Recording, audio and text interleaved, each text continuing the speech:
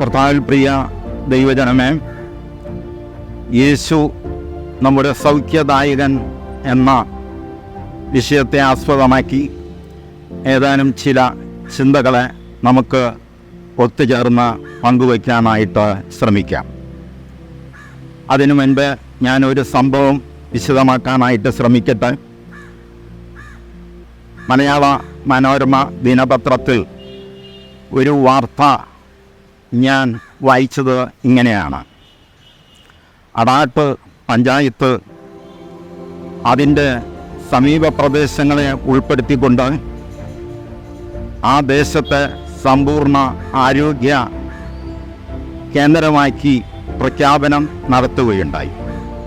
എങ്ങനെയാണ് അതിനെ സമ്പൂർണ്ണ ആരോഗ്യ കേന്ദ്രമാക്കി മാറ്റുവാനായിട്ട് പറ്റിയത് എന്ന് അന്വേഷിക്കുമ്പോൾ, ചിന്തിക്കുമ്പോൾ അമല ക്യാൻസർ ഇൻസ്റ്റിറ്റ്യൂട്ടിൻ്റെയും അതുപോലെ തന്നെ അടാട്ട് പഞ്ചായത്തിൻ്റെയും സംയുക്ത ആഭിമുഖ്യത്തിൽ ആ ദേശത്ത് ഒരു സർവേ നടത്തുകയും അവിടെയുള്ള രോഗികൾ ആരെല്ലാം എന്തൊക്കെ രോഗങ്ങളുണ്ട്, അതിനെ എങ്ങനെ പ്രതിരോധിക്കാം, എങ്ങനെ സൗഖ്യമാകുവാനായിട്ട് കഴിയും എന്നിത്യാദി കാര്യങ്ങളെ ഉൾപ്പെടുത്തിക്കൊണ്ടുള്ള ഒരു റിപ്പോർട്ടിൻ്റെ അടിസ്ഥാനത്തിൽ അവർ വീടുകൾ തോറും കയറിയിറങ്ങി പ്രബോധനം നടത്തി അവർക്കാവശ്യമായ ശുശ്രൂഷകളും അതുപോലെ തന്നെ മരുന്നുകളും ചികിത്സകളുമൊക്കെ നടത്തി. ഏതാനും നാളുകൾ കഴിഞ്ഞപ്പോൾ അടാട്ട് ദേശം, ആ പ്രദേശം രോഗവിമുക്തമായി തീർന്നു. അങ്ങനെ ആ പഞ്ചായത്ത് ആ പ്രദേശത്തെ രോഗവിമുക്ത കേന്ദ്രമായി, സമ്പൂർണ്ണ ആരോഗ്യ സാക്ഷരതാ കേന്ദ്രമായി അതിനെ പ്രഖ്യാപിക്കുകയും ചെയ്തു.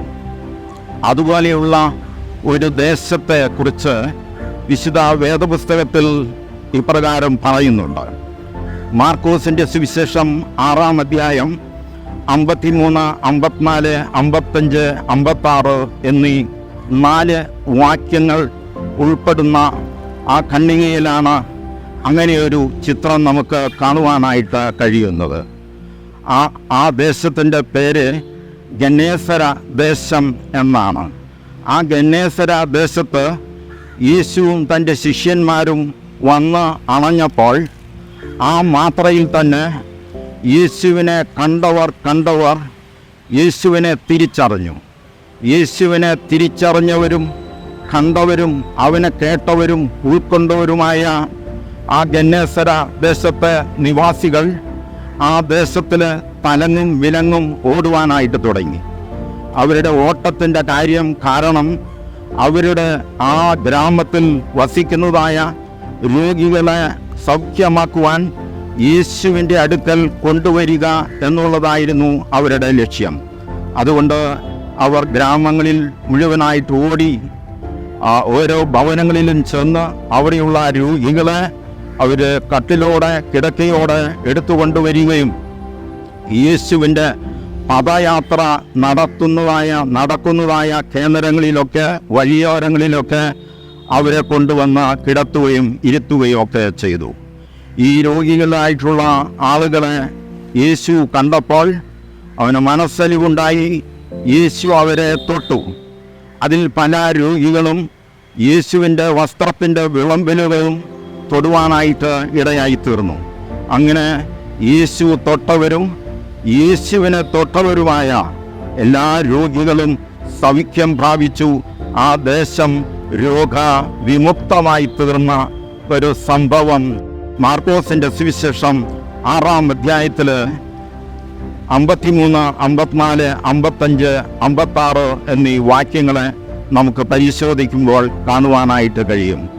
ആ ദേശം രോഗവിമുക്തമായി തീരുവാനായിട്ട് 3 കാരണങ്ങളുണ്ട്. അതിന് ഒന്നാമത്തെ കാരണം എന്ന് പറയുന്നത് ആ ദേശത്തുള്ള നിവാസികൾക്കെല്ലാം യേശുവിനെ അറിയാമായിരുന്നു. യേശുവിനെ കുറിച്ചുള്ള അറിവ് ആ ദേശത്തിലെ രോഗികൾ മുഴുവൻ സൗഖ്യമാകുവാൻ അല്ലെങ്കിൽ രോഗവിമുക്തമായി തീരുവാനായിട്ട് സാധ്യമായി തീർന്നു, കാരണമായി തീർന്നു എന്ന് ആ വേദഭാഗം നമ്മെ ഓർമ്മിപ്പിക്കുന്നുണ്ട്, പഠിപ്പിക്കുന്നുണ്ട്.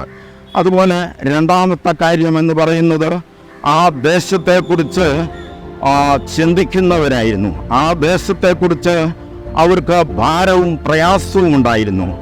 അതുകൊണ്ട് അവർ ആ ദേശത്ത് മുഴുവൻ യേശുവിനെ കണ്ടവരൊക്കെയും തലങ്ങും വിലങ്ങും ഓടി രോഗികളായിട്ടുള്ളവരെ സഹായിപ്പാൻ, സ്നേഹിപ്പാനായിട്ട്, കരുതുവാനായിട്ടുള്ള അവസരം അവർക്ക് ലഭ്യമാകുകയുണ്ടായി. ആ ഒരു കാരണം കൊണ്ടും ആ ദേശക്കാർ സൗഖ്യം പ്രാപിക്കുവാനായിട്ട് ഇടയായി തീർന്നു. മൂന്നാമത്തെ കാര്യം എന്ന് പറയുന്നത്, ആ ദേശത്തെക്കുറിച്ചുള്ള ഒരു അവബോധം അവർക്ക് ഉണ്ടായിരുന്നു. എന്താണ് അവരുടെ അവബോധം? അവരുടെ ഇടയിൽ താമസിക്കുന്ന രോഗികളായിട്ടുള്ള അനേകം രോഗികളായിട്ടുള്ള ആളുകൾ, അങ്ങനെയുള്ളവരെ രക്ഷപ്പെടുത്തണം, അവരെ സൗഖ്യമാക്കണം. അങ്ങനെ ആ ദേശം മുഴുവൻ രോഗവിമുക്തമായി തീരണം എന്നുള്ളതായ ആ ഒരു ചിന്തയും ആലോചനയും അവർക്ക് ഉണ്ടായിരുന്നതുകൊണ്ട് യേശു ആ ദേശത്ത്, ഗന്നേസര ദേശത്ത് അണഞ്ഞ ആ നേരം തന്നെ, തൽക്ഷണം തന്നെ അവർ ഓടി എല്ലാ രോഗികളായിട്ടുള്ളവരെയും കൊണ്ടുവരികയും യേശുവിനാൽ സൗഖ്യം പ്രാപിക്കുവാനായിട്ട് അവസരമുണ്ടാകുകയും ചെയ്തു. അയാൾ കർത്താവിൽ പ്രിയ ദൈവമക്കളെ, നമുക്കും യേശുവിനെ കുറിച്ച് അറിഞ്ഞ്, യേശുവിനെ ഉൾക്കൊണ്ട്, യേശുവിനെ മനസ്സിലാക്കി, യേശുവിൻ്റെ അടുക്കിലേക്ക് നമ്മുടെ ദേശത്തുള്ള സമീപത്തുള്ള രോഗികളെ കൊണ്ടുവരുവാനും അതുവഴി സൗഖ്യം പ്രാപിക്കുവാനും രോഗവിമുക്തി പ്രാപിക്കുവാനും സമ്പൂർണ്ണ ആരോഗ്യ സാക്ഷരത കേന്ദ്രമായി തീരുവാനും ദൈവത്തിൻ്റെ പരിശുദ്ധാത്മാവ് നമ്മെ ഏവരെയും സഹായിക്കുകയും തുണയ്ക്കുകയും ചെയ്യുമാറാകട്ടെ. ആമേൻ.